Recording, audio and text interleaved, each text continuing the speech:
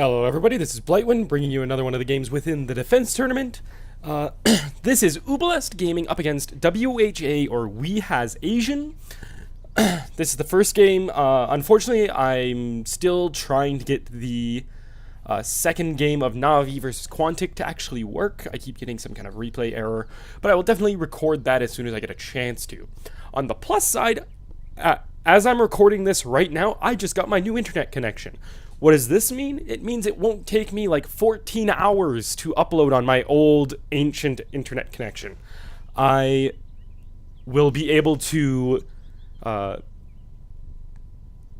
burn through everything so fast. It'll take me only a couple hours, so it'll be great. And it means I'll be able to bring you tons more content.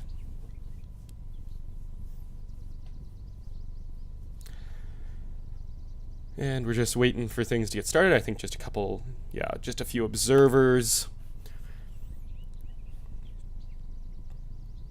And I guess don't really have to zoom in on that one, but and Uebelst's banners aren't actually loaded.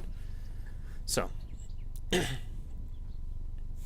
I'm sorry it's been a week since I've uploaded anything. It's been a bit of a chaotic week. Between things with the girlfriend and work and then just general social life, I haven't really had time to sit down and record. But I am thankful that the few subscribers I do have at the moment are so understanding. And I thank you guys for supporting newbie rookie casters like me. But we're starting off with a Lycan ban here. He's one of those that you almost expect Lycan to be banned. You might as well say that there's 5 first-round bans, because Lycan is going to be one of them. You know, he's a great jungler, he's a great pusher. You do the mass necro, and you can just shred through towers. If he gets a BKB, he's, for the most part, unstoppable within team fights. You can do stuff like pick up a Beastmaster or something like that to blast through that BKB. But then we're going to see a Darkseer ban, another pretty much standard ban. You see him almost all the time. He's got amazing team fight with the Vacuum. Vacuum not only is great for positioning, but it also helps set up Wall of Replicas and stuff like Black Hole, Ravage. Like, it's just so powerful. Then we see a Broodmother banned out, another pretty classic ban. Broodmother is just annoying as hell to lane against. She'll just sit inside the web, soak up experience, harass you with the spiders. If you leave her alone, she's going to push towers like no tomorrow. Then we see a Nature's Prophet banned out, another very powerful jungler, another great pusher. He's got great ganking with the teleport. Not much that needs to be said there, especially since they are firing through these bans. We're going to see a Naga Siren. She is a very good, just recently added, probably about 3 weeks ago, I'd say. And she's a very good team fight because of her ultimate. It freezes the enemy team. They become immune to damage, but it allows you to get in some the positioning advantage. And it can also be used defensively. Riptide is just insane. The net is great. Whew, they are burning through this ban and pick phase. I can't do my usual ranting forever. But Chenban, another good jungler, so they're banning out a lot of the junglers. He's got a lot of pushing ability. He's got some good ganking, and then the double heal once he gets a mech with Hand of God. Then we're going to see a Leshrac picked up right away. He's been very popular because he's a very good pusher. Diabolic Edict is probably the best pushing ability in the game total. Then Uebelst counters with an Invoker and a Shadow Demon. That's become a very powerful, or popular, I guess, combination because of Disruption Sunstrikes. And also, I mean, they're both very good heroes. Invoker's got the huge plethora of utility spells. And then, so he can bring something, a selection of spells to any situation. If you want to push, if you want to team fight, if you're looking to escape, whatever. Shadow Demon's got a ton of ganking and anti-ganking with the Disruption, the Soul Catcher, the Demonic Purge. And then an Enchantress and a Lone Druid. So they had banned out a lot of the junglers so that they could pick up the Enchantress. Really, the only thing left right now is an Enigma, and then you have like Lifestealer and stuff like that, but we won't really count them. Enchantress, very aggressive early game, very good pushing early game. She drops off a little bit towards the end. I mean, she can contribute with like impetus and the creep still. And they also pick up a lone druid. He's going to be their solo lane. And I mean, lone druid, if you let lone druid farm and he can get a radiance and like even just a hyperstone, not necessarily an AC, he will just start shredding towers. He'll just start shredding you. Entangles are great. The lone druid himself is great because he doesn't need items to become tanky. He just needs his ult. And then a Morphling's going to be the last pick in the first round. Morphling is a very popular carry right now. He's huge utility with the ability to warp his agility into strength or his strength into agility, vice versa. You can go the shotgun build and just blow some of these squishies up like the Leshrac and the Enchantress. And late game, he'll just carry so hard. Then we see a Tidehunter banned out just for that team fight aspect, the Ravage. And then we see an Enigma banned out, actually. That's kind of surprising. You'd figure that Uebelst, they might not have anyone that's really comfortable with Enigma, but you'd figure that they would kind of want that as so that they could get a bit of a jungler. And the team fight with the Black Hole. Then we see an Earthshaker banned out because they do still need some supports on Uebelst. And then we see a Chaos Knight banned out. Chaos Knight is a great chaser. He's got tons of pushing also with the Phantasms. He can carry. Now we're going to see a Sand King picked up to give WHA some support and team fight. The Burrow Strike is great. Epicenter is just ridiculous, especially if you can get an early Blink Dagger on him. He'll just pump out so much damage, contribute immensely. I'm personally a fan of farming Sand Kings because the faster you can get that Blink Dagger on him, the faster you can get Epicenter, the more impact it will have. The earlier it is, the more percentage-wise Epicenter will actually do. Then we are going to see a Windrunner picked up. She may end up being... We might see a Tri-Lane come out. They'll probably pick up another Tri-Lane support here. And then Windrunner will be the solo, Invoker will be mid.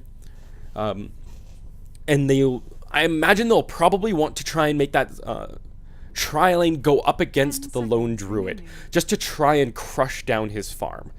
We might see what will happen is they will have a Tri-Lane against him for a little while, and then once it seems like the Morphling has a huge advantage against him, we'll see the two supports do some roaming. They'll go up middle, they'll go to the other lane to try and get some ganks, get some kills, because once they've got a bit of a buffer established for the Morphling, he shouldn't be dying to the Lone Druid without ganking. He's got a ton of mobility with the waveform, and then survivability with the morph itself. Then we see a Tinker picked up as the last one for WHA. Tinker has been incredible. Well, he's just a powerful hero. You can either go the super gank route with the laser rockets and just blow people up. Just so much damage. Or you can go the March of the Machines build, get Boots of Travel, just start warping around, push lanes out. In general, just be an annoyance. You also, if you get like a double or a triple March on setup, that's just basically an area that the enemy team can't go because it'll just do so much damage. Then a Vengeful Spirit's going to be the last one picked up by Uebelst here. Vengeful Spirit, just a very good all-around support. She's got a stun. She's got minus armor. She does have the aura event like that she'll pick up later on, which will give percentage increase on damage.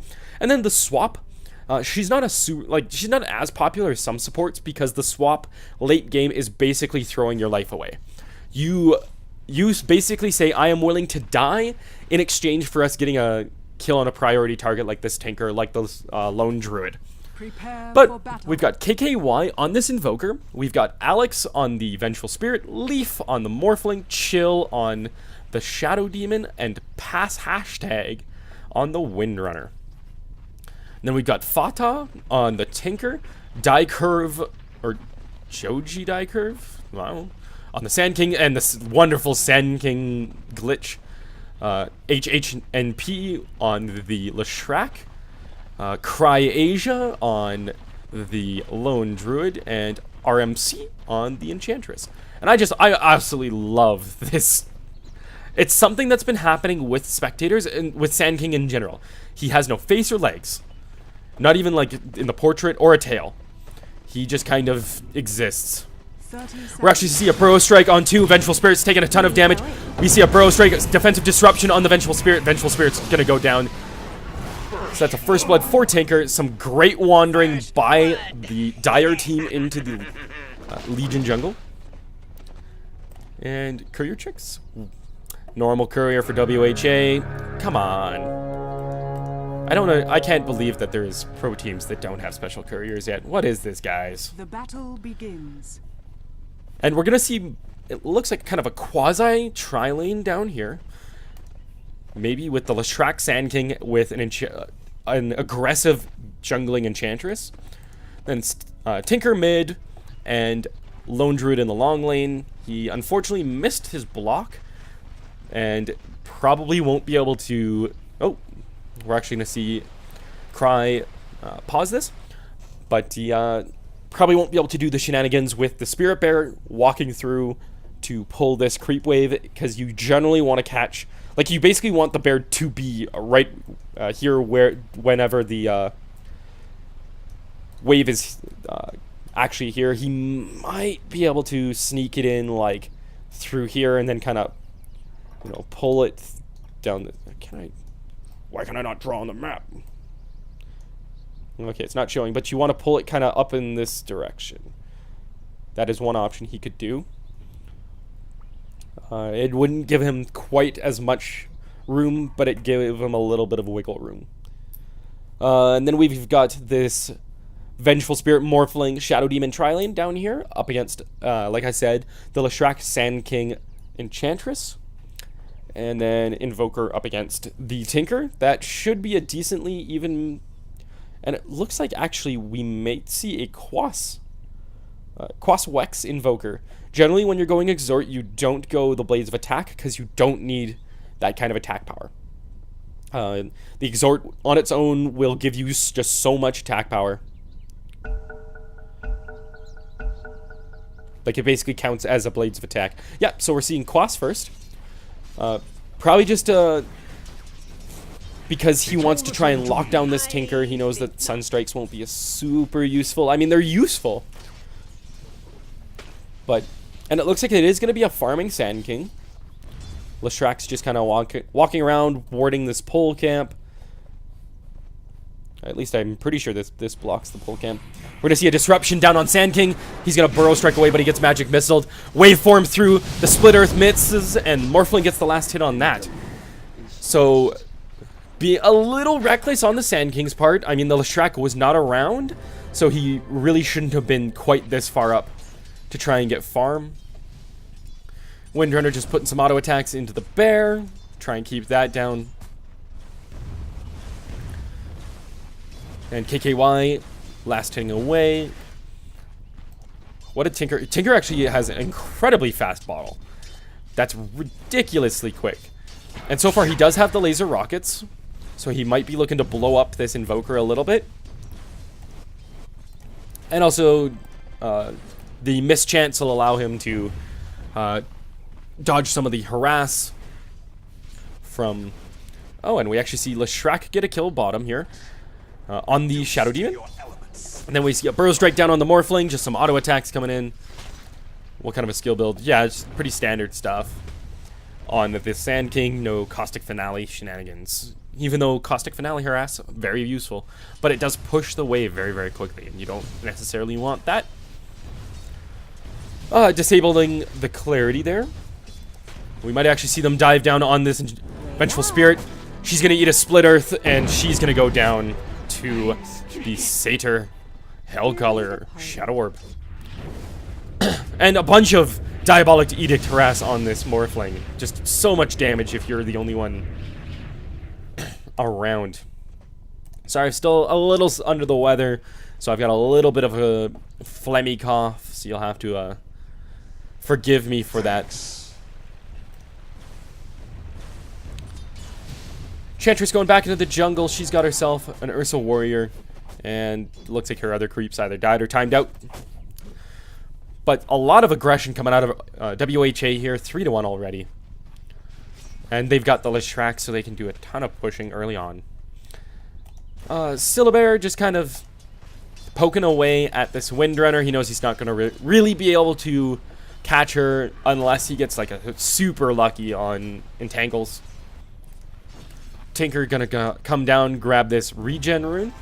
Great for him. He's gonna be able to do a laser rocket on this invoker here. And we might see, yeah, a smoke up. Or are they just going to come up? Rockets coming through. Cold Snap onto the Tinker. He gets clapped by the Ursa Warrior. Tornadoes called up, and then the laser finishes that off. Enchantress taking a ton of damage from creeps. Radiant's middle tower Oh god! under attack. Okay, now she's gonna salve up, and she will be fine. That was really scary. Like, one more attack, she would have been dead. Radiant's middle tower And we're gonna see a ton of damage coming through. Gonna pop an early glyph. Invoker's gonna TP back through. But Edict is still doing a good chunk of damage. Already middle tower is down to like half health. And just do a double check. Audio is recording. I'd rather do this than sit through the entire replay and find out I don't have audio. This is also an incredibly long replay, so I imagine there's probably a lot of pauses, and I'll probably fast forward through those. Unless there's a whole bunch of stuff to talk about, but in general, I don't want to be sitting here talking. It's like an hour and a half replay or something crazy like that, so we will have to see. Unless this game legitimately goes for like 70 minutes. But we will have to see. So, Windrunner's got herself a Basilius, got herself a lot of tangos. And he's just kind of got lane dominance at the moment. I mean, if we look at some last hitting, 31-13 up against a 12-0 Windrunner. And then Tinker's 21-7 up against a 16-8. In the meantime, Shadow Demon goes down. Fortunately, I missed that one. I'm being bad again. Vengeful Spirit. Venge's got to be careful. She gets Burrow Strike. Split Earth goes down as well, and that's going to be a dead Venge. Like, she can stun... Yeah, Magic Missile can go on the Leshrac, but... After that, we got some Edict damage coming through.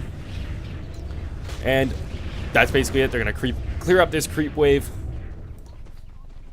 Dire's bottom tower is under attack. And their tower is going to take a little bit of creep damage, but already this tri-lane is... Well, this quasi-tri-lane is just destroying the Uebelst one. And unfortunately, the thing about tri versus tri is the instant you lose like two or three kills like this, you've... Like, I guess Morphling's farming decently well.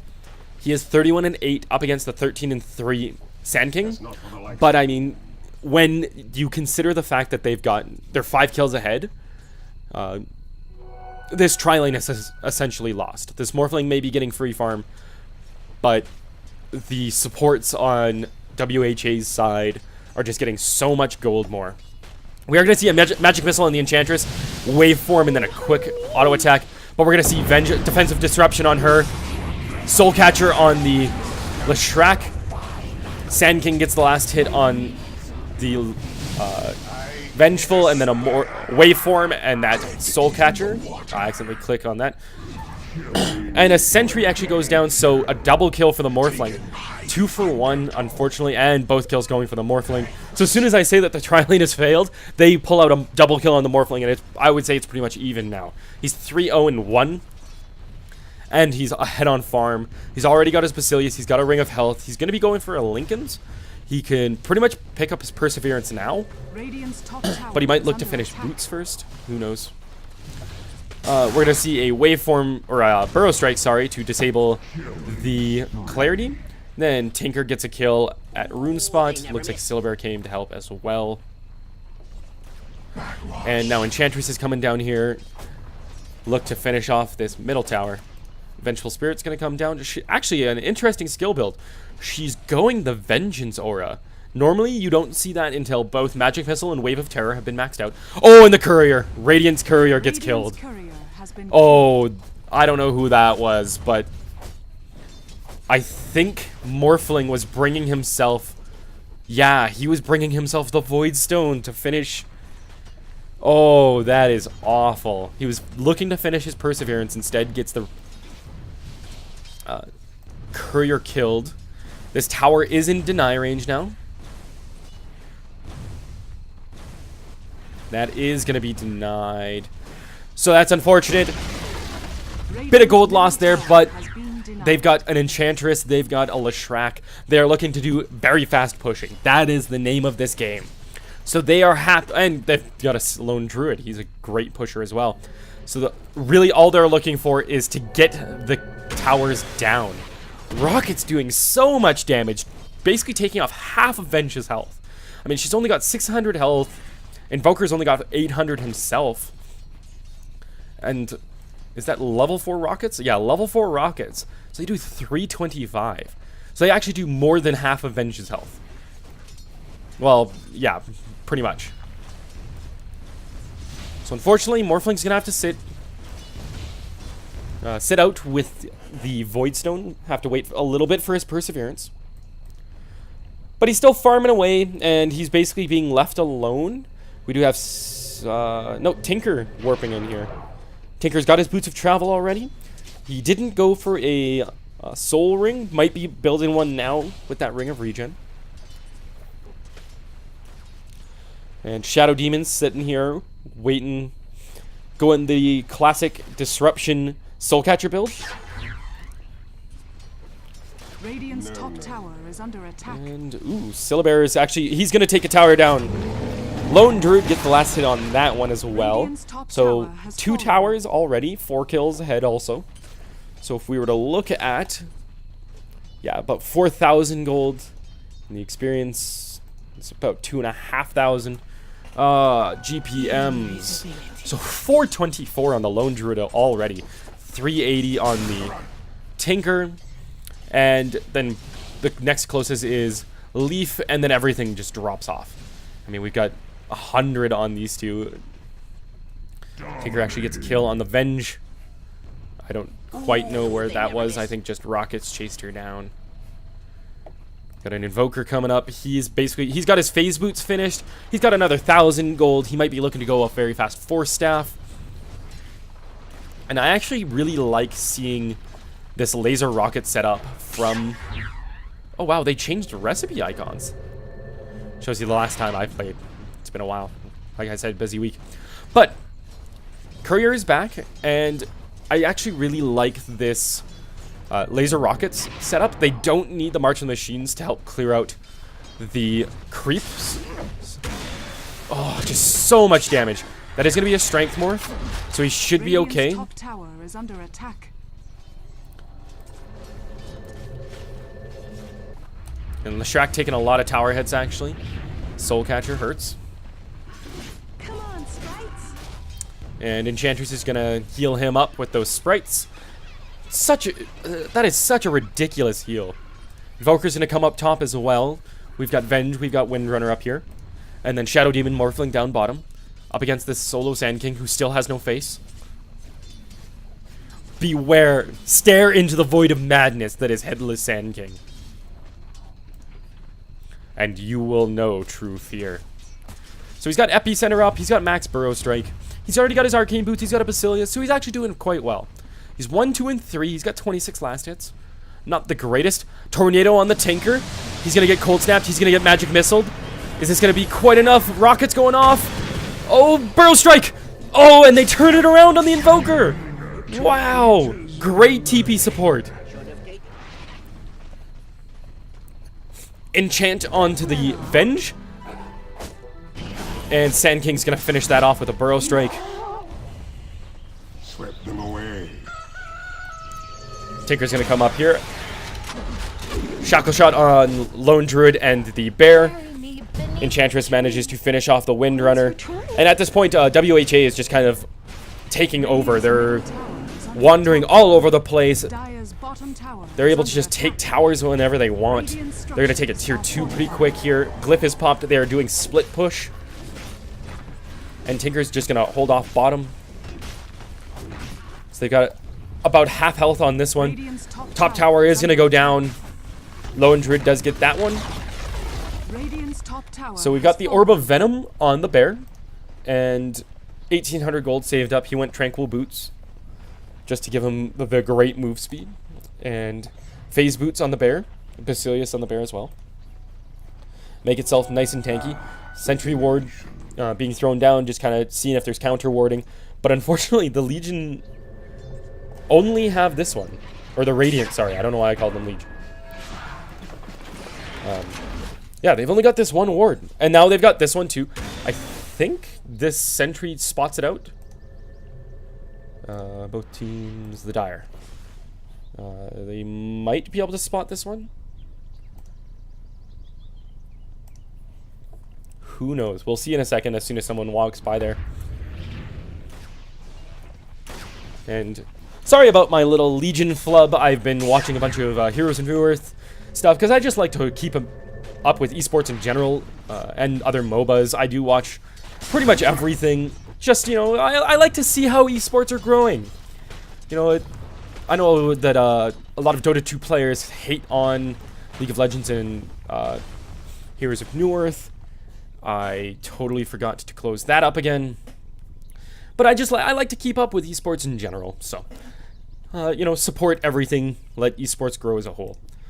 We have got the Perseverance finished on the Morphling. He's up to 700 gold. He's got his Treads finished as well. Might go for an Aquila. He might just save for the Ultimate Orb for the Lincolns.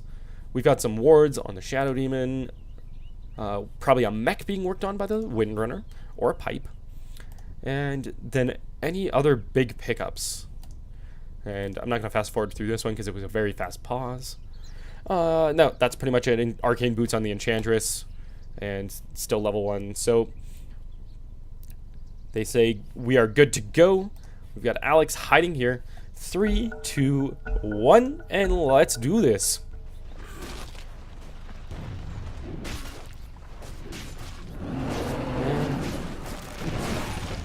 Sand King just putting in a couple auto attacks. He's up to just under 1,000 gold. Probably looking to do a Blink Dagger next. And look to press the advantage even more. So we'll probably see... Oh, we might see a Roche, actually. Very fast Roche by the Lone Druid here. He's already got himself a cloak. Just make himself as tanky as possible. Like, this is just ridiculous. 1,400 health with Tranquil Boots and a cloak. And one one branch. That's just stupid. Like, it's ridiculous. His level 1 gives himself something like 600 health. Just, he's so crazy. He's up to 2,300 gold. This is going to be a slow Roshan, but they're going to be able to get it down. In the meantime, Rocket's coming through, hitting the Invoker. Oh, Shadow Demon's going to come check Ward, or check Rune. He's going to pick up this illusion. We see the tier 1 bottom go down, and Tinker is going to get a Blink Dagger, actually. Lone Druid gets the Aegis. This is quite another. And he's up to 2,700. So he's about 1,000 gold off of the Radiant, well, the Relic. And then it's just a little bit of farming to get the Radiance.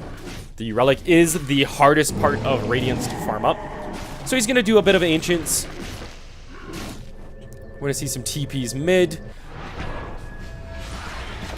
Tinker using March and that Blink. I mean, I guess I can see how it would work. It'll allow you to... You can just blink. That is an illusion. It's going to get one shot by an Impetus. We actually see Sand King and Morphlings dueling a little bit. Morphling's Replicant just about to wear off. It goes down. He didn't... so he's going to back off now that he doesn't have that safety net. And Enchantress, double Centaur. This could...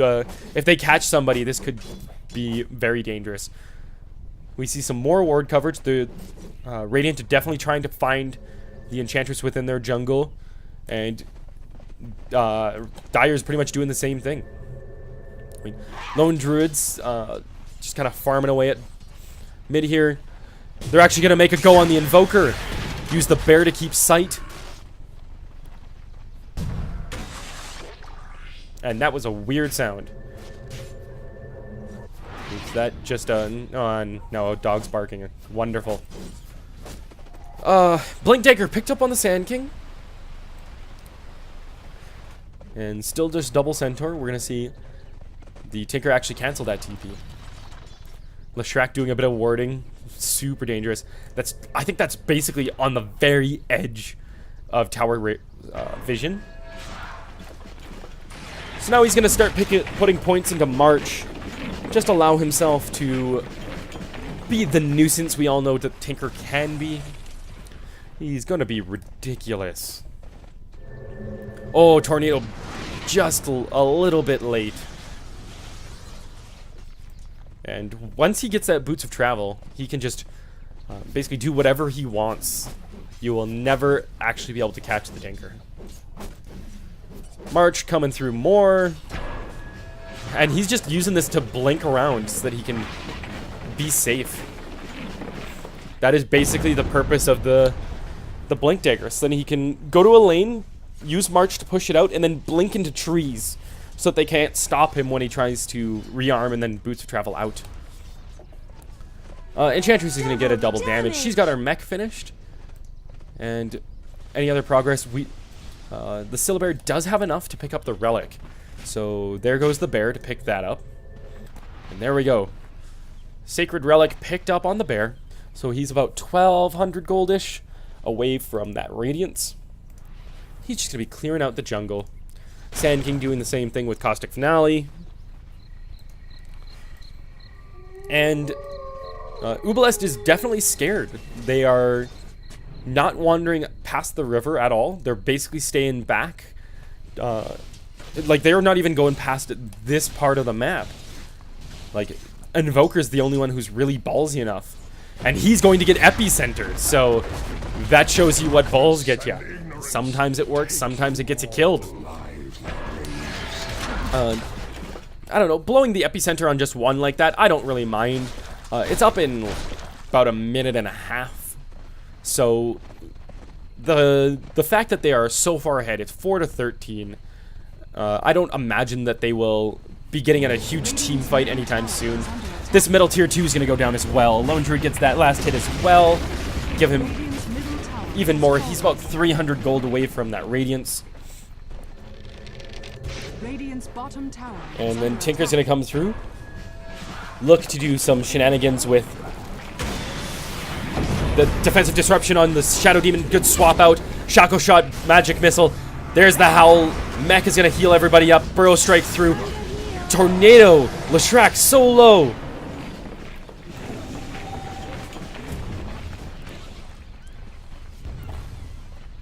Radiant's bottom tower is under attack. So that was a good try. Definitely, you could see the effort being done by Uebelst, but there's just such an advantage in terms of experience and gold on this dire team that you can't really hold them back.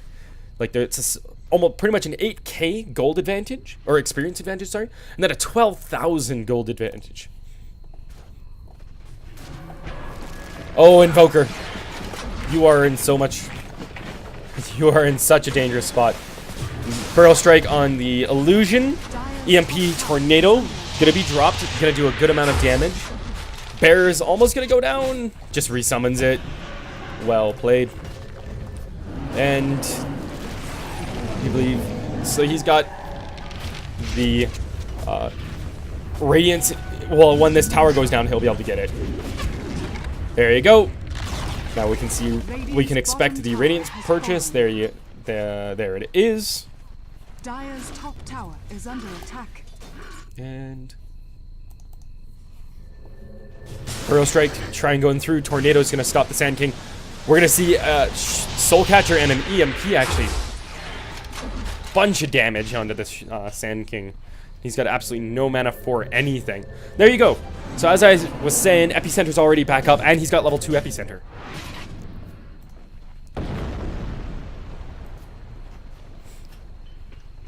Uebelst is looking to take this top tier 1. They have yet to take a tower still, and they have lost all of their tier 2s. So this is the power of Lone Druid and Leshrac, basically. Like, if you give 2 super hard pushers to the same team, you're going to be in a lot of trouble. There's the Radiance on the bear, so now he's able to just use that bear to run around, scout out, do burn damage. And next, we're probably going to look for a Hyperstone pickup. There's just an Observer dropping off. This Invoker's got a 4-staff finished up. And then another 1,000 gold. Might look to do a BKB. And Shadow Demon's got absolutely nothing. He's got 2 branches, a wand. Like, he's just trying to get himself a little bit of HP. Same thing with the Venge. She's basically got absolutely nothing. She doesn't even have an actual magic wand finish. She's just got this magic stick. Morphling has the Lincoln Sphere finished. So we may see him go for something like an Ethereal Blade. He might just go Manta style to give himself some safer carry potential. Windrunner's got the mech finished. And then Tinker has got an ultimate orb that's probably going to be for a sheep stick. Allow him to just permanently lock someone down.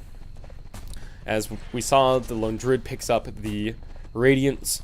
Nothing really new on the Sand King. He might go for a Veil. Leshrax's just got some bracers. Just looking to get himself some HP. Unfortunately, when you play support, that is what ends up happening. And same thing on the Enchantress. And they just can clear creep waves with this March of the Machines Radiance combo. They're going to start threatening tier 3s. So much damage.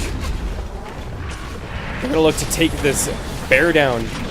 But he's able to resummon it. Which may be just what he looks to do. They blew basically like so much on trying to hurt the bear when he can just resummon it. We're gonna see Sand King come through. Just look to finish the creeps off here. Caustic Finale doing tons. Roshan's up in probably about 2 minutes. So they're just kind of waiting around for that. Cry just doing some ancients to allow himself, work towards that Hyperstone. Gonna throw that on the bear most likely. Then they can just shred through towers. And boop boop boo. Tinker's got his 2,200 gold, so he's bought 500 gold off the Mystic Staff. I think the bear actually did go down. I did not see who actually got the last hit on that. And he's just gonna leave this illusion to... Wow, he looks creepy with no hair. Oh, that is frightening. What has been seen can never be unseen. I have no idea why, when the illusion died, it lost all of its hair. But that's just awesome. I love when graphical glitches like that happen. Like the Sand King. Still no real... we got a Staff of Wizardry on the Windrunner, so she's going to be looking to get a 4th staff. And we have a Ghost Scepter picked up on the Morphling. So he is going to be looking to get a Ethereal Blade. Now... Oh, good TP out by the Morphling. Played by Leaf. The one thing is if he Ghost Scepters, that leaves him pretty open to the Sand King, Burrow Strikes, Epicenter, basically everything that Leshrac has. Tinker, like the rockets. That'll, so he has to be super careful about this, because he could actually end up blowing himself up by accidentally, like, using Ghost Scepter at the wrong time. Sand King, he might be just saving for buyback, even though at this point I don't think there's really much of a point. How much does Fail cost? Oh wow, Assault Cuirass has a new icon as well. So it's 2,600, so he might just be looking to save up the 300-ish gold more. Roshan's gonna be basically no contest here. The Radiant team has absolutely nothing. They cannot help or stop this in any way. And Veil is the most logical progression for the Sand King. Hyperstone, there you go, Hyperstone on the bear. And it's just attacking so fast now, and it does so much damage too. 40% more damage to Roshan has fallen towers. This is just disgusting. So we're looking about there you go. Now he could get Veil if he wanted. Leshrac is bringing himself a gem. Yeah, so Sand King's gonna get Veil. Leshrac is bringing himself gem and an Ogre Club. Or that is not his Ogre Club, because he already has one. Taker gets himself the Sheep Stick. So that is totally being brought to somebody else. Now the real question is who? Might be the Enchantress. Yeah, actually probably is the Enchantress. Gem probably for Lone Druid. And then the Ogre Club for the Enchantress. And she's going to be looking to get an Aghanim Scepter. Give herself some more attack range. And another pause coming out. This one I am going to fast forward. 1, 2. And there we go. It was relatively short, but looks like it's not so much long pauses as like 900 pauses.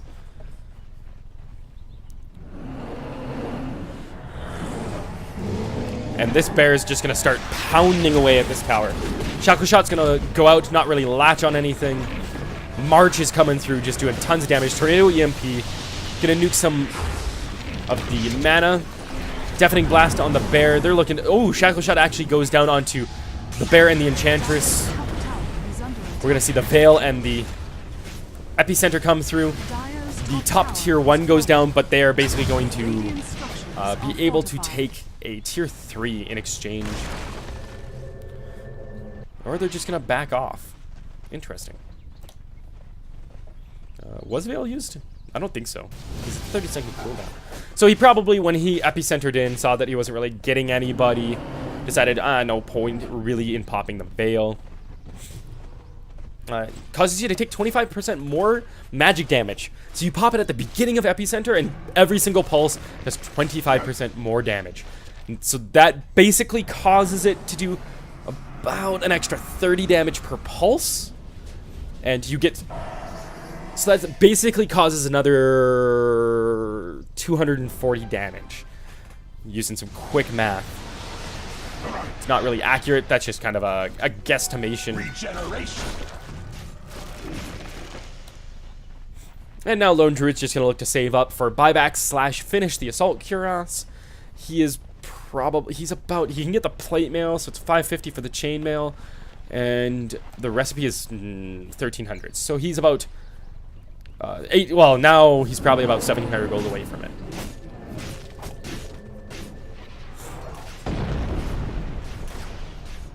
And they're just going to keep pressuring this tier 3. They want this so bad.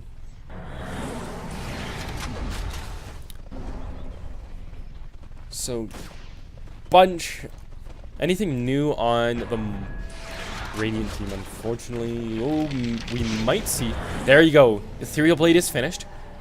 Tornado EMP going through.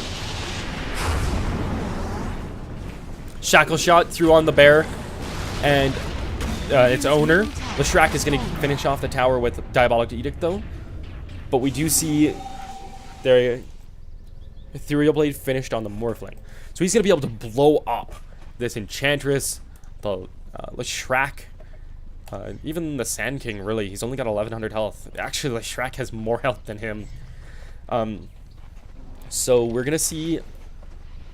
This might be the one thing that causes a big shift for Uebelst.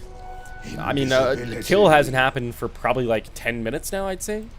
Still 4-13. And an Invis Sand King, he's hunting around. He wants to jump on somebody. Finds an Invoker wandering in the jungle. Probably not worth it at this point to drop the Epicenter on just him. Because you are looking to pressure tier 3s, and Epicenter is the kind of thing that will allow you to just mow down people and take a huge... do that final push through the turtle. Player from Z Nation just observing, disconnects. Please, Valve, make it so that when an observer, even when it's Like, if it's a broadcaster, fine. But just a random observer, please don't show a message. Because as soon as I see something pop up there, my eyes are instantly drawn to it.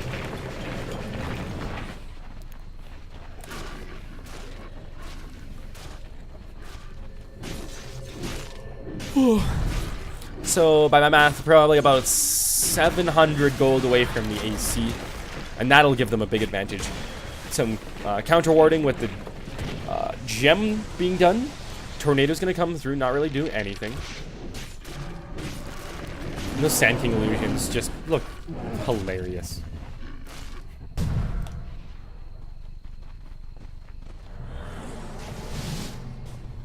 Radiant's bottom They should all, like, I would love for them to make this actual items. Make, like, Ghostly Sand King or something. Even if you make it so that his head see-through.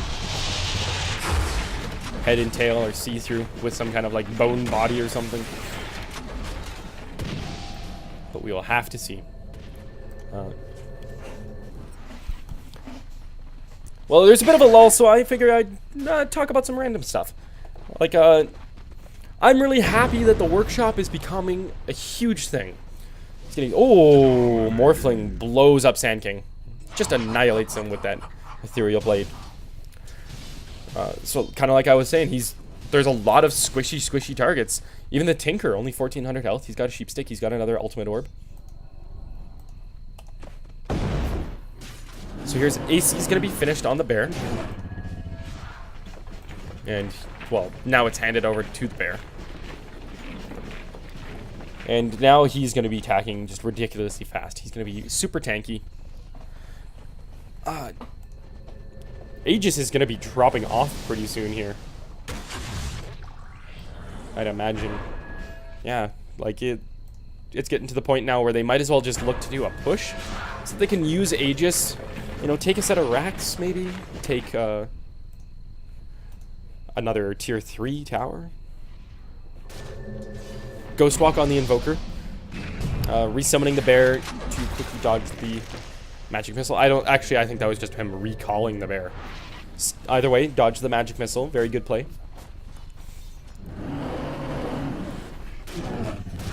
And with that Rabid, it just attacks so fast.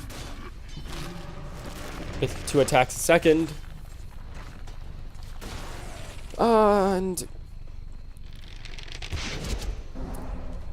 they've got a very good turtle team, actually, on Uebelst. Between the Shadow Poison, the Power Shot, the Waveform, Howl. Shackle's going to go through, not really latch on anything. EMP Tornado's going to come through. They're going to drop a Magic Missile and a Soul Catcher, along with a Cold Snap and a Demonic Purge. They're going to look to kill this bear. He's just going to resummon it. Morphling's going to, in the meantime, blow up the Enchantress back here, and then just Replicant out. So they're definitely making up a bit of ground. He is 5-0. I didn't realize that. He's just been kind of farming. And I guess that's part of the reason why Uebelst did have such a rough start, is their Morphlings said, you know what, I can out-carry them, so I'm just going to, instead of trying to help out in team fights where they're going to have the advantage, help defend pushes that they're probably going to win, I'm just going to farm my ass off, and then show up late game and blow them all up. Invoker finishes the Sheep Stick, which is a great pickup. That'll allow them to have that bit more lockdown. And Shadow Demon looks like he's working towards a pipe. And Venge actually has a medallion. So that'll allow them to stack up some minus armor.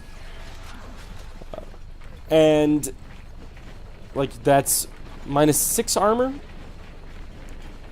And then another 5. So that they can basically do -11 armor to a single target, which is a substantial amount of armor, especially on like the Enchantress, who's got only 10, like base of 5. And also it makes this Lone Druid that much squishier.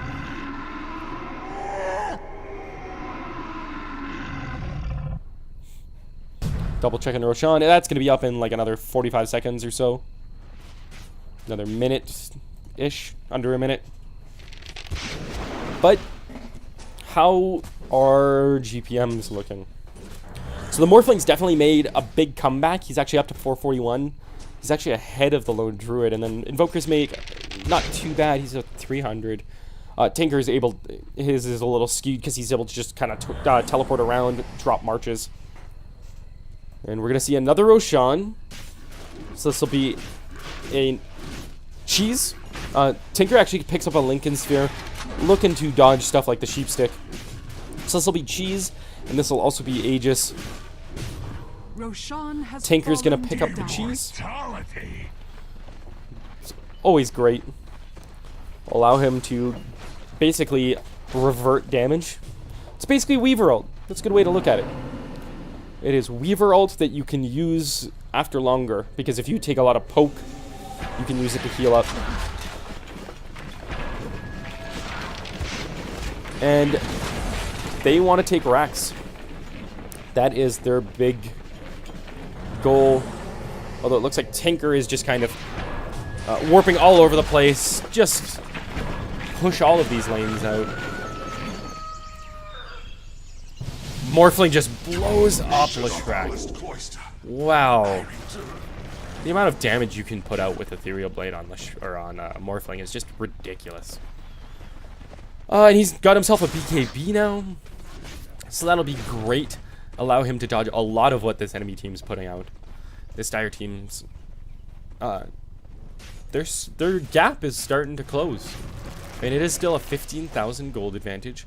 But the experience advantage slowly climbing up. Morphling taking a bunch of damage from the March. Invoker 4 staffs up to the high ground. And Tinker looking to blink. Missed that a little bit. Trying to get onto the high ground. And any other new pickups? Doesn't look like it. Double Gauntlet on the Venge, probably looking to do an earn. A bit of a late earn, like 40 minutes into the game. But I suppose late is better than never. Especially if they don't already have one. And the Windrunner's got a 4 staff. She's got an ultimate orb already. Looking to get another Sheep Stick. Definitely another item that would be super beneficial for them. And Morphling's just destroying this Leshrac over and over. He just wants to, Sorry, a bit of a yawn there. I didn't want to mute my mic because, if I use the actual physical mute switch on the mic itself, it makes this weird pinging sound and I have to edit it out. Shackle shot on the bear, but it's just so tanky.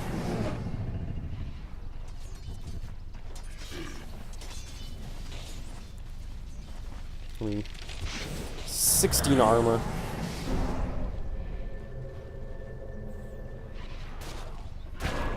Now 21 armor because of the mech. I think. Yeah, well. And suddenly, yeah, it's the mech aura, I think. Anyways, doesn't matter. 26 armor on Lone Druid. Holy shit. Morphling looking for more. He's gonna blow up the Sand King. Sand King buys back right away. And he's replicant. Like, he's able to just drop a replicant and then go wandering. Blow somebody up, replicant out. And there's nothing really that this Dire team can do. I really think that they should just look to do a team fight. They've got a Sand King with Veil. There we go, BKB on the Leshrac. He's going to drop a Split Earth on both Windrunner and the Venge. Mech is going to be popped. Epicenter not really doing anything. Tinker goes down, Tinker buys back. Leshrac's going to go down as well. Tornado on everyone. A magic missile on these. Oh, the Lone Druid. He was looking to TP out. That's going to be Aegis. Morphling gets a triple kill on the Enchantress. But he's going to go down. Morphling buys back right away. Lone Druid is back. He shapeshifts back into his main form.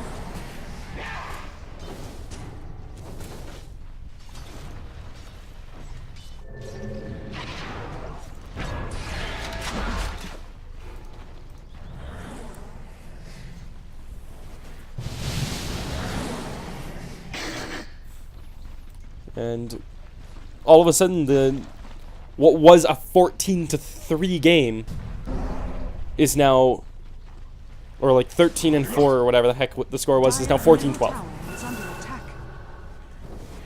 They're going to take this tier 1 middle. Glyph is going to be used, but that's not really going to be able to stop it. Shackle shot on the lone druid. Invoker's going to get the last stone on that. Ice wall goes down. Has fallen. Tornado.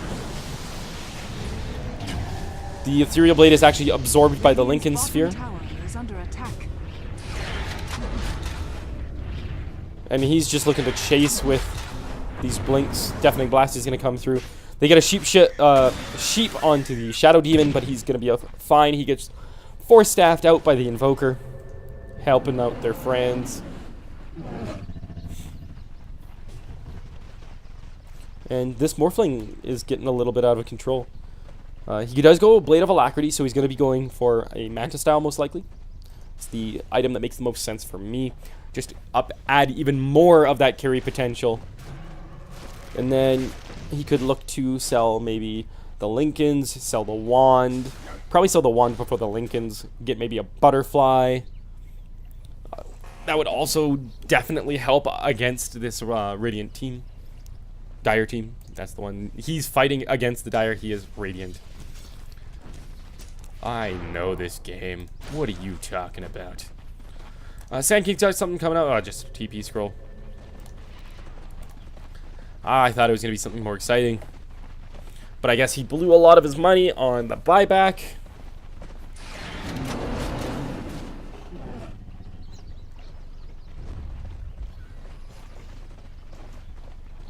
Five-man smoke. The bear is not actually smoked. They're going to use it to scout out a bit. Windrunner needs to... Yeah, Wind runs away. We see a sheep on the Invoker. He force-staffs. Shackle shot on 2. Magic missile on the Sand King. Power shot going through. They actually sheep the bear and Soul Catcher and drop all of their stuff as per usual. Now, I'd say WHA, even though these kill scores have gotten a lot closer, they are obviously way ahead in push. And Morphling does take a tier 1, so all the tier 1s are done. And I'll say that they still have the advantage in the sense that everyone except the Morphling can't really farm. They're just sitting in base. They can't really go wandering, whereas WHA can basically go wherever the hell they want. Although Morphling is pushing like a beast. Wow. Finishes the Yasha. So he basically is left alone. Takes a tier 1 and a tier 2. While WHA is pissing around in mid. And he also draws out a pair of TPs. One of them, I mean, it was Tinker with his Boots of Travel, so it's not really that big of a deal. Just over 3k saved up on the Tinker. Probably saving for a buyback. He might look to do like a Shivas. That would be my first guess. Windrunner finishes her Sheep Stick.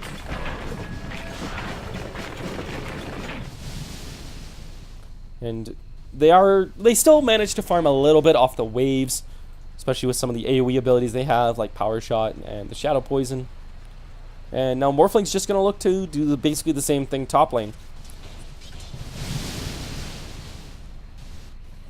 So we've got probably another 2.5, 3 minutes on Roshan. We're going to see another smoke.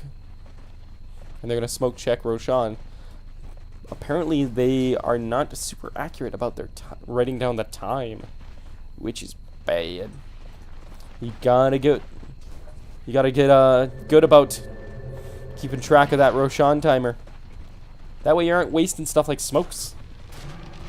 Because even though smokes aren't super expensive, they are still a chunk of gold that could go towards something. And they're 100 gold each.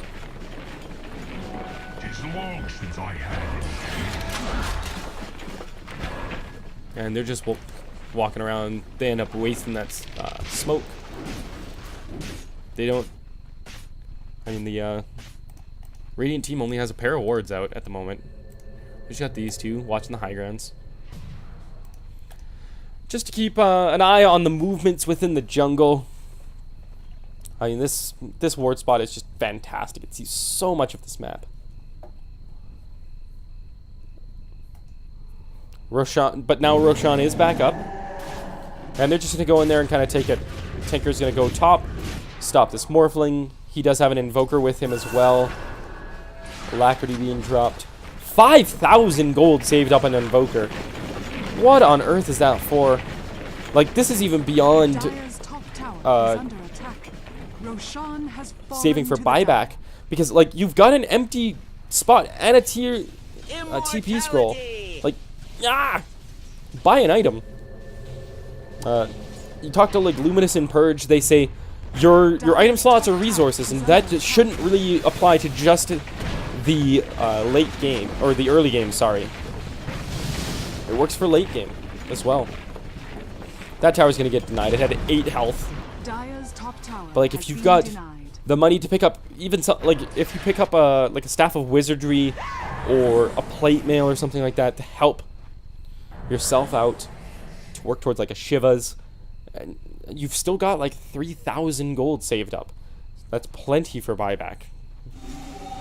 But maybe he's looking to get like an Aghanim Scepter all at once. He could still afford that because that's 4,200. And then he'd still have like 1,200 for buyback. Because buyback's just a little under that. There you go. He buys something. It's a BKB. So he gets himself a BKB flat out. Shackle shot on the bear. Tinker just being an annoyance. Glyph is going to be go down on the racks. They're going to find the Invoker. Morphling blows up the Enchantress. They should look to just finish this barracks. They get the racks down. Morphling's Lincoln Sphere BKB is popped. He's just pounding attacks in to this Tinker. Pops his Manta. That's going to be Aegis popped. Blows up the Leshrac as well. And Tinker rockets finish off the Venge. Epicenter hits absolutely nothing.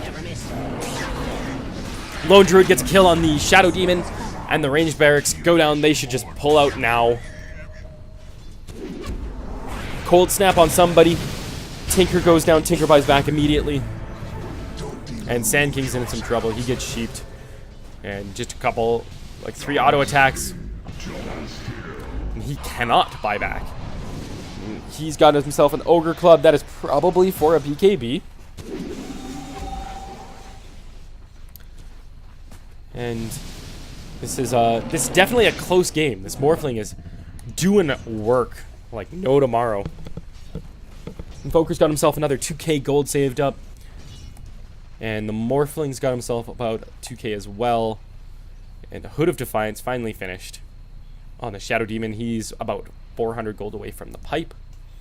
A Demon Edge is picked up on the Windrunner. Now, what could this be? MKB? Crystallis, maybe?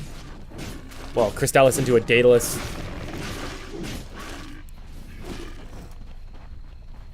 And what about this Lone Druid? Looks like he's probably going for a pipe. Because no one else on the team... his team is really going for it, and they could definitely use that little bit of magic shielding up against this Morphling. Well, against the Morphling, the Shadow Demon, the Invoker. Tinker gets himself a Manta style. That's mostly so that he can Manta out of stuff. Manta his way out of some of the CC. Plus, you know, it gives a little bit of attack speed. And the illusions will do a little bit of damage. Basher on the Lone Druid.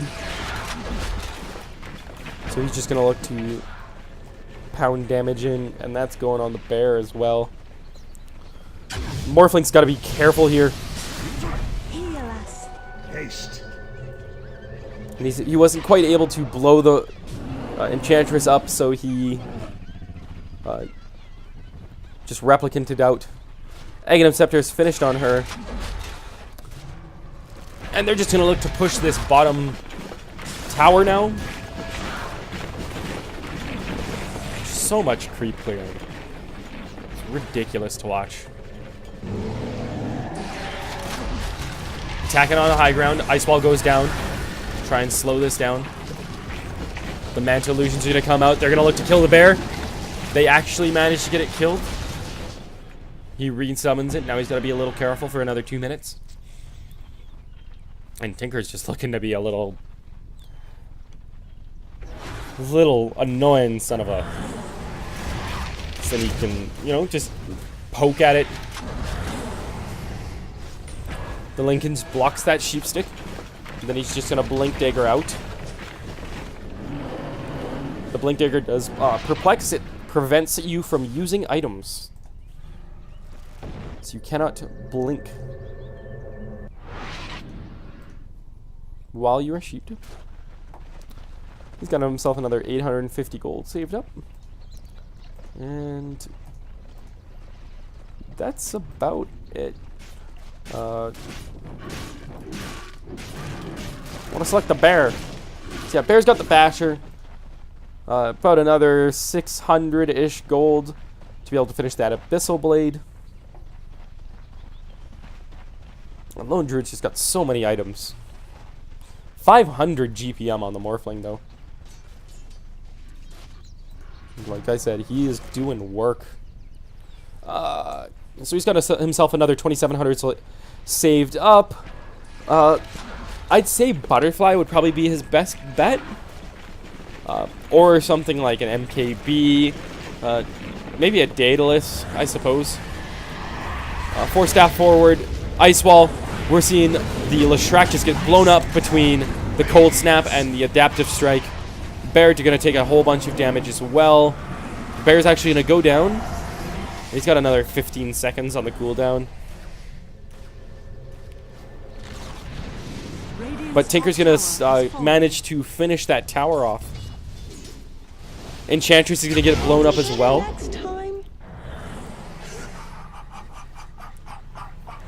Morphling's creepy little chuckle.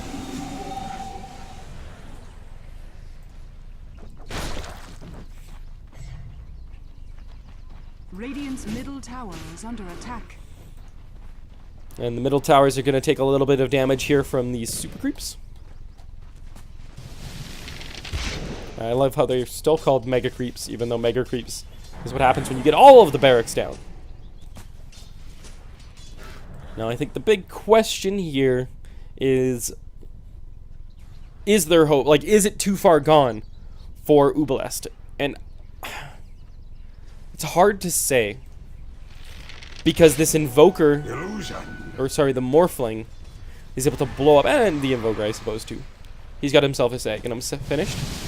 But they're able to pump out quite a bit of damage. But, like, this Shadow Demon's got nothing. The Venge hasn't really nothing. The Windrunner's doing all right. And can they weather the storm that is the push of this dire team of WHA? Sorry, just stretching a little bit. But because the funny thing about Lone Druid is some push teams, like if you go with a Leshrac only, they will drop off because you're really relying on getting those early towers. Lone Druid is both basically a carry and a pusher. He isn't as strong as a carry as a Morphling. He doesn't put out as much damage. He more carries by being just impossible to kill.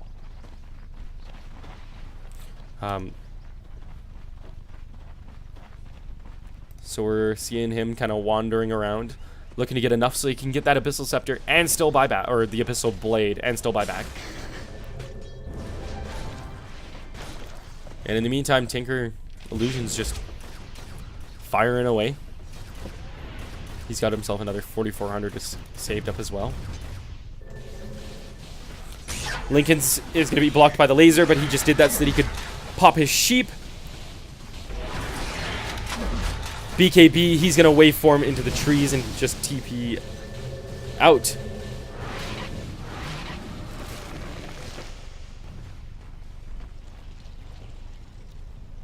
But they're really looking to just, like, his BKB's already down to 5 seconds.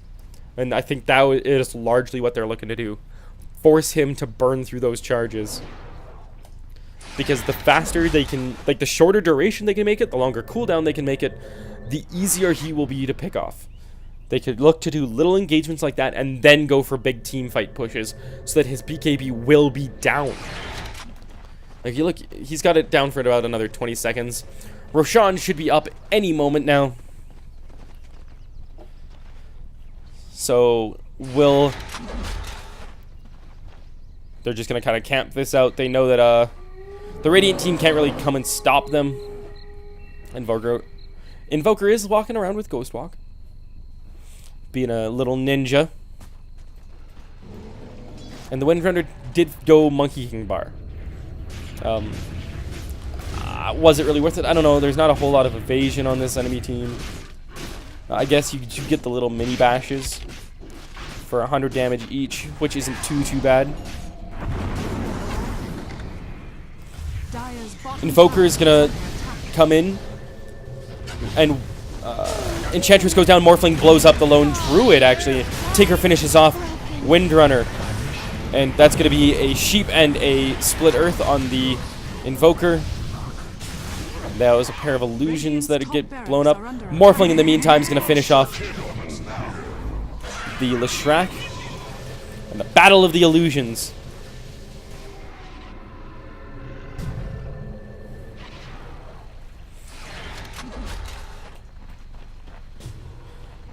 BKB is going to be popped by the Morphling. He's just going to look to get out of there. But he gets sheeped, and he's going to go down. And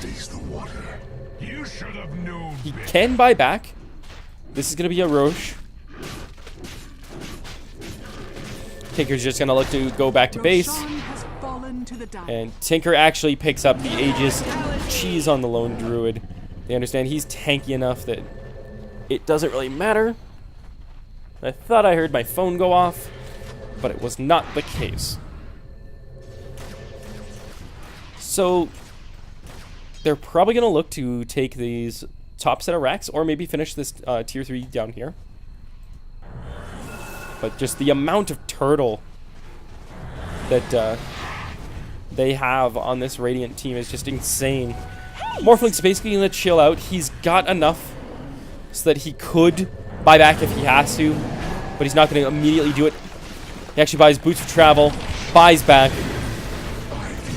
We see a sheep on the Tinker. Tinker is going to... That's Aegis Burn. And we are going to see Sand King get blown up right away. Sand King buys back. Tinker... Oh, God! An Entangle! Oh, the Entangles! Windrunner gets a kill on the Leshrac. And, oh, Defensive Disruption. Another Entangle!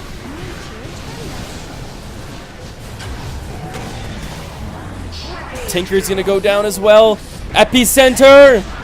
Epicenter does absolutely nothing, really. Tinker gets a double kill.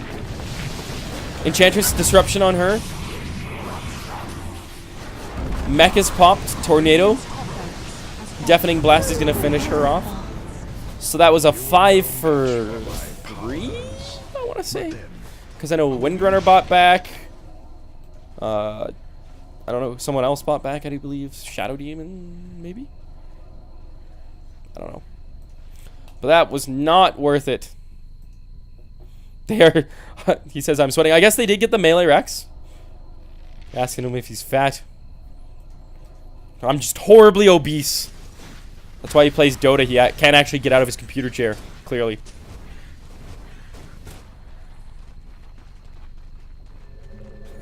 He says Fata means fat Adrian. Figured out the secret. I always love to see teams joke around like this. You know, it's nice to see some lighthearted fun. And it turns out that this is actually like a 70-minute game. We're already up to 62 minutes. Glyph is going to be popped, but Morphling is just doing tons of damage. It's insane how much he can do. Hits for over 300 a hit. He's got himself 4K gold saved up. Dire's middle tower is under attack. And Dire's middle Morphling's going to pop BKB. He's going to get entangled, though.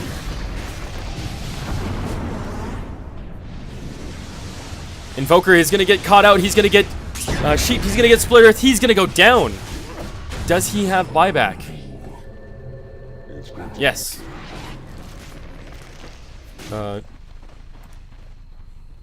Shout out to Chewy.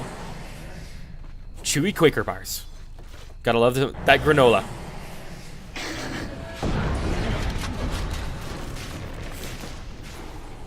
Are we gonna see? It's either gonna be a butterfly or a Heaven's Halberd, and if it's a Heaven's Halberd, that is brilliant. Because and the Morphling actually goes in to finish off the barracks. These illusions not really doing any damage to it. It actually regens faster than they can pump out. But yeah, Heaven's Halberd would be a brilliant idea. Invoker buys back. I'll have the little stack of coins icon to show you what happened. Yeah, Heaven's Halberd would allow them to stop for, I think it's 5 seconds. The Morphling cannot right click. 4 seconds. 3 seconds. 4 seconds. Actually, no, it's 4 seconds because the Morphling will be ranged. So it's 4 seconds of disarm. And that's huge. 4 seconds of no damage from this Morphling is just ridiculous.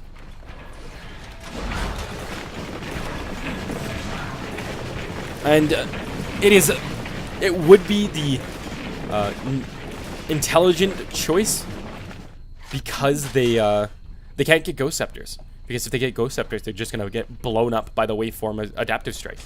So it is a good way to deal with the Morphling right click. And that's, I hope, like, I am cheering so hard that it's not a Butterfly. Because while Butterfly will help the Tinker individually, Heaven's Halberd is one of those things that will help the team. And this is a team game, guys. Like, although they are going to go find Morphling, he does have the Replicant, so he's just going to Waveform away and then Replicant out. And then we're going to see a team fight. Smoked up. Everyone but the Morphling. And they're going to look to jump on somebody. I really, like, Sand King would, I want to see a BKB on him. He needs one. Between the Sheeps, between the Ghost Scepter. Sand King's going to get absolutely blown up. Leshrac Pulse Nova's not going to be doing a whole lot. But they do manage to get the Morphling. Leshrac gets the Morphling. Morphling buys back right away. Lone Druid gets a kill on the Shadow Demon. Vengeful Spirit finishes off the Leshrac. But Venge is going to go down. Invoker. Tornado's going to come through. Morphling gets a kill on the Enchantress. He is back. He blows up the Tinker. Tinker buys back. Shadow Demon buys back. Lone Druid's just going to look to TP out. And they get a kill on the Bear. He's just going to resummon that right away. So he's got the Aegis move to himself. And he's got another Chainmail. What could that be? Blade Mail, maybe? Could go Blade Mail. Wouldn't be a bad idea. Then when the hopefully when the Morphling turns on you, he'll just blow himself up. I have Scotty's going to be worked on by the Morphling. And we got the Abyssal Blade on the Lone Druid. Now, Tinker did buy back, so that's going to set himself quite back. But now he could just buy an item. Dire's middle Like, barracks are you could under buy the Sange. Alacrity. And, oh, Dire's so middle much barracks damage. has fallen. Dire's top tower And has that's going to be fallen. another set of racks. Dire's top barracks And Morphling is just too strong of a carry. are under attack. Dire's top barracks has fallen. He's got himself... that's... Yeah. Sorry, that was Tinker that had the Talisman of Evasion. And he's got himself 3k gold saved up. And he's just going to look to TP around. Like, your buyback is... It's up? I could have sworn he bought back. Yeah, he bought back in, like, that last team fight. How is it up? Is it bugged? Because it's not that short of a cooldown.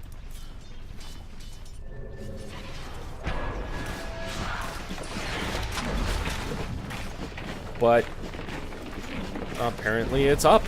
They're going to get a Sheep on the Invoker. He gets swapped out. Burrow Strike on 2. Invokers, or Vengeful Spirit's taking so much damage. She's going to go down to the Tinker. They are focusing on the Morphling. Now they're going to turn on the Invoker. Invoker's going to go down. He tried to force staff up to the high ground. Sand King needs to run. Burrow Strikes out. Shadow Demon managed to finish off the Sand King with some Shadow Poisons. Defensive Disruption. But they're going to look to take this tower. They're going to look to take... Morphling manages to blow up the Leshrac.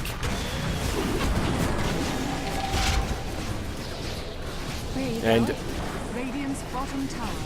Ghost... or... Oh! Lone Druid goes down. Lone Druid buys back right away. Shadow Demon gets that disruption on the Enchantress. They manages to finish off the Windrunner, Invoker, and Winner are both buyback. Just tons of buybacks all over the place. Invoker getting back in the mix of things. He drops a Deafening Blast. He drops an Ice Wall. Morphling pounding away at the Enchantress. Blows her up with the Ethereal Blade. Destroys the bear. Tinker goes down to the Shadow Demon. This is going to be basically another team wipe. Only Lone Druid manages to survive. He bought back. Yeah, it's glitched. That is bugged. Because it is telling me Lone Druid's buyback is ready. And he literally just bought back. But this is probably going to be bottom racks. Does anyone... I guess I can't really check if buyback's ready on anybody. Because it won't tell me accurate information. But I do believe Sand King should have his buyback. Middle tower is under attack. And Tinker just says something. They're just going to look to finish it. They're not even going to bother with the Mega Creeps. Dire's structures are fortified. Mech is popped. Epicenter coming through. The Veil is dropped. Venge almost goes down. Leshrac finishes off the Venge. Morphling manages to blow up the Leshrac. Leshrac buys back. Morphling it's a double kill on the Sand King. We're going to see Eye of Scotty pounding away at this Lone Druid. Invoker gets the kill on that. Triple kill on the on the Leshrac. Windrunner finishes off. They call GG. Uebelst takes game 1. And I am just going to go grab myself some tea. And I'm going to record game 2 right away. I'm going to look to do this whole best of 3 today. Upload it with my wonderful new internet connection. So that, like I said, I was Blightwind. And... I was Blightwind. This was game 1 of Uebelst up against WHA in the defense tournament. And I hope you enjoyed it. Please like and favorite. It definitely helps out the new casters like myself. 28-3 on this Morphling. Leaf, you are too good. And please subscribe for more wonderful defense and Dota content from me. Please leave comments on how I can improve myself. There is the final score screen. I will catch you all later on. Game 2 coming up. I'm going to record right away here. Goodbye.